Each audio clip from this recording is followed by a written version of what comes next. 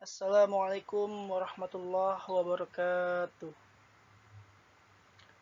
Perkenalkan, nama saya Ananda Zulfa Felingka Ariandi dari Prodi Manajemen dengan kode NIM 289222540. Dosen pengampu Dermainis SEMM.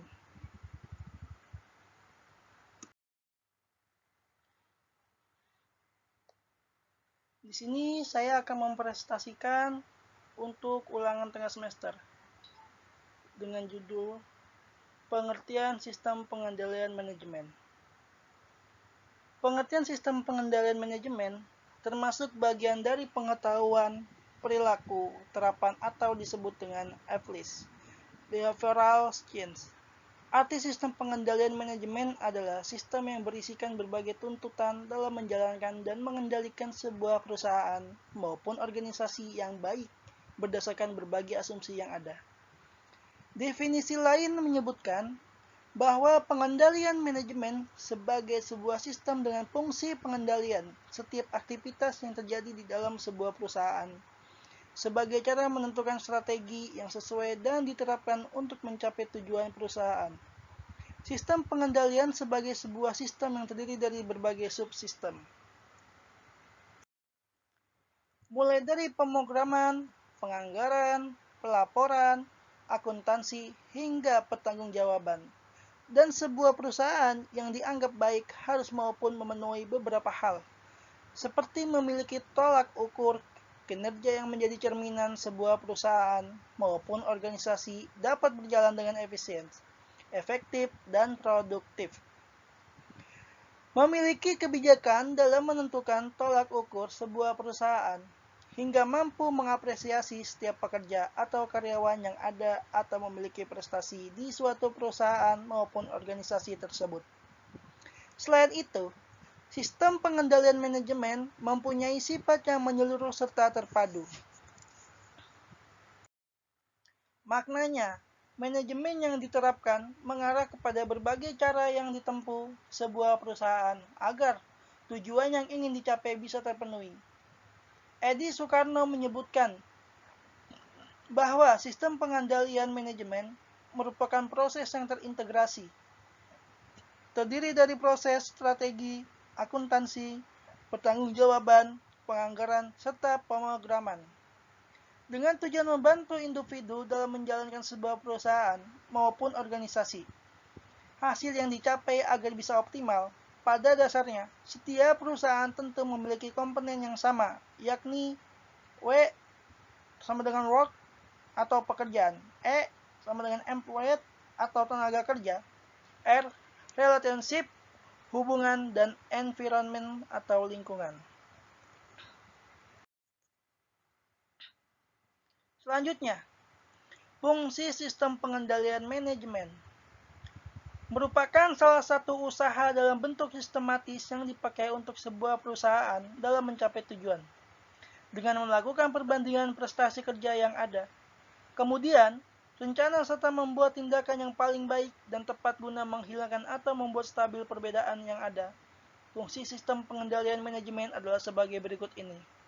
Mengadakan perencanaan tepat untuk perusahaan, koordinasi yang tepat antar bagian, melakukan proses komunikasi dengan baik, mengambil keputusan terkait suatu hal, memotivasi pekerja atau sumber daya manusia agar perilaku dan nilai dengan norma yang ditetapkan sesuai tujuan, melakukan kontrol terhadap segala hal yang terjadi di perusahaan, menilai kinerja pekerja dan meningkatkan akuntabilitas perusahaan, memberi rangsangan serta membangkitkan rasa patuh terhadap aturan operasional yang berlaku, serta melakukan perlindungan terhadap segala aset yang ada di perusahaan.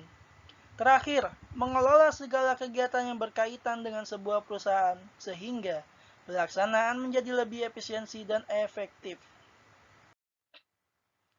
Selanjutnya, manfaat dari sistem pengendalian manajemen.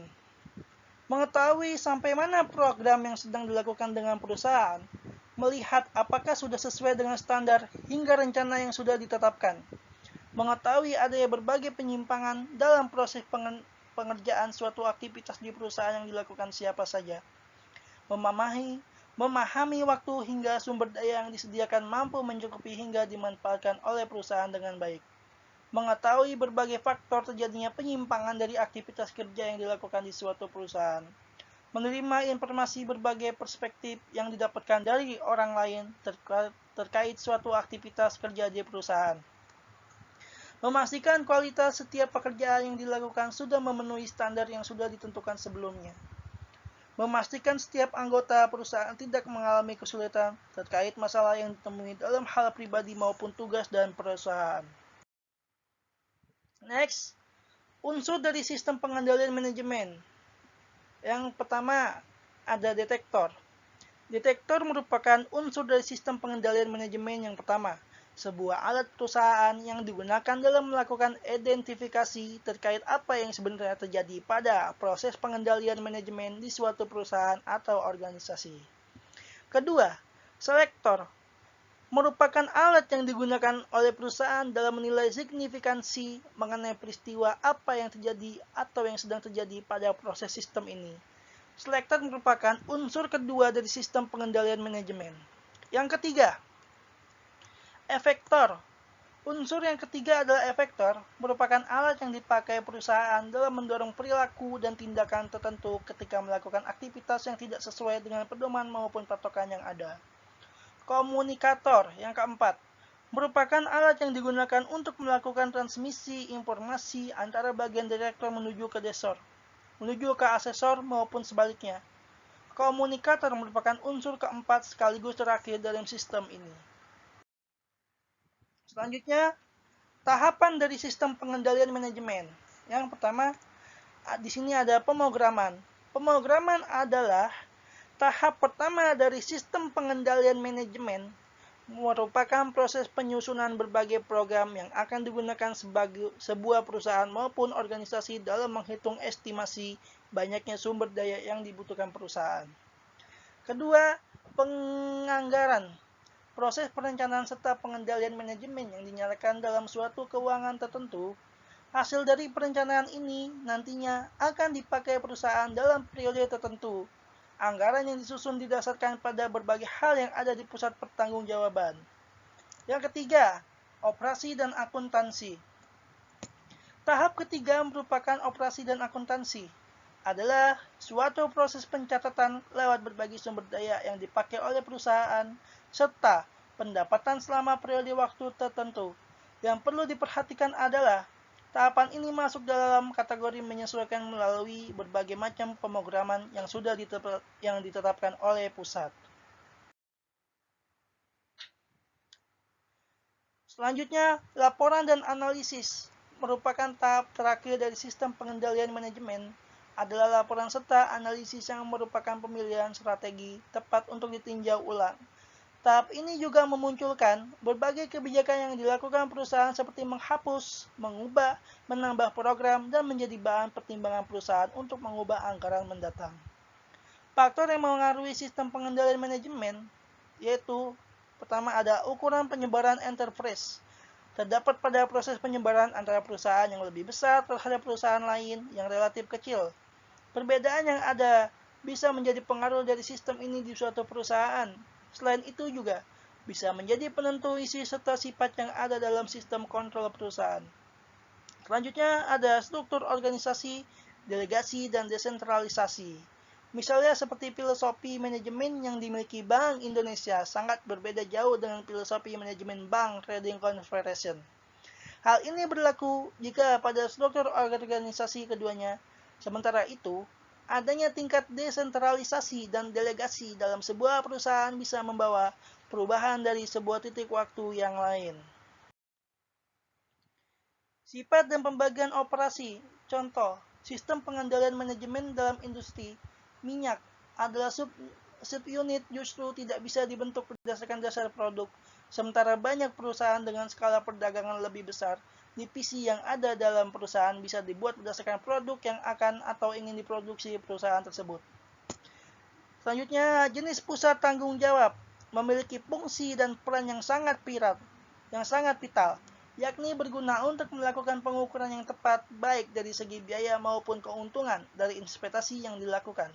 Meski begitu, Semua aktivitas bergantung pada jenis pusat bertanggung jawab. Selanjutnya, persepsi seseorang. Persepsi seseorang dalam sebuah perusahaan bisa memberikan dampak, baik dalam hal pekerjaan, kepuasan terhadap perusahaan, hingga promosi serta kesejahteraan umum yang didapat dengan berada dalam sebuah perusahaan. Kesimpulannya, demikian penjelasan mengenai sistem pengendalian manajemen, mulai dari pengertian, manfaat, tujuan, hingga faktor yang membuatnya muncul. Segala sesuatu yang berkaitan dengan bisnis bisa dipelajari di Sampurna Universities. Dengan menerapkan kurikulum berstandar internasional, mahasiswa akan dibekali dengan banyak ilmu pengetahuan tentang bisnis. Cukup sekian presentasi dari saya. Saya mengundurkan diri atas nama Ananda Zilipa Pelingka Ariandi. Terima kasih. Wassalamualaikum warahmatullahi wabarakatuh.